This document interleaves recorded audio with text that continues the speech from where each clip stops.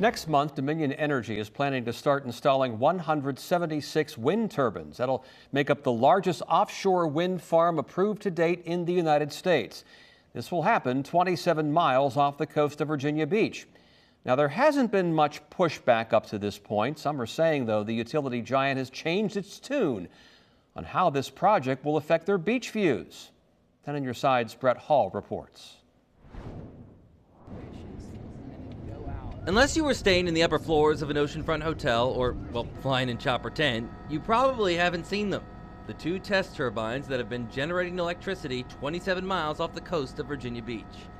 Dominion Energy said that's exactly how it would be back in 2018. Turbines will sit in about 80 feet of water and rise over 550 feet above the ocean's surface, but will not be visible from the Virginia Beach shoreline. Resort business owners told me at the time hearing that calmed a lot of fears about the project, knowing the views that have attracted people here for years would be preserved. But then this spring, these renderings were submitted by the utility giant as part of their final environmental impact statement with the federal government, showing what the turbines could look like from several spots along the coast, including the Virginia Beach Boardwalk at 17th Street Park, Cape Henry Lighthouse, and the Virginia Beach Fishing Pier. The citizens and us as leaders felt misled by Dominion.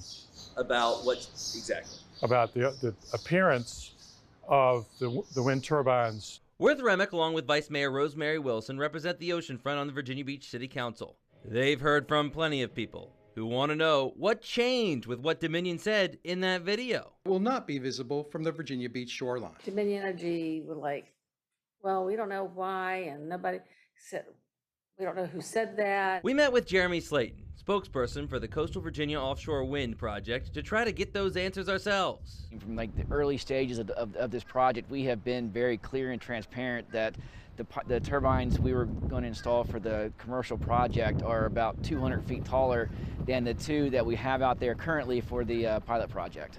He pointed to a January 2021 City Council briefing where the height difference was mentioned, but when asked why no similar video was released? When we have been having conversations with people, we have been telling them that yes, it is likely or possible that you could see the commercial turbines from shore, specifically at higher elevations at night, due to the safety navigational features that we need to have on these turbines. Here's what that could look like. However, Slayton says it won't be constant. Technology would only have lights on when an airplane comes within 3 nautical miles and 1,000 feet above the blade tips. John Zirkle, president of the Virginia Beach Hotel Association, says the night lights have really been the only point of concern he's heard. I don't really look at it as a negative. I think overall it's a positive for a variety of things. He actually thinks seeing the turbines could spur tourism, with people wanting to see the farm. Still, the city recently accepted nearly $300,000 from Dominion as part of their mitigation of adverse effects of historical resources. Views from the Virginia Beach Surf and Rescue Museum won't be the same again. Remick says he welcomes the funds that'll help preserve historic sites. He just hopes the lines of communication flow smoothly moving forward. More discussion, more transparency. Of course, there is a lot more to this story, and there will be for years to come. Make sure you stay with us here and, of course, on WAVY.com for the very latest. Brett Hall, 10 on your side.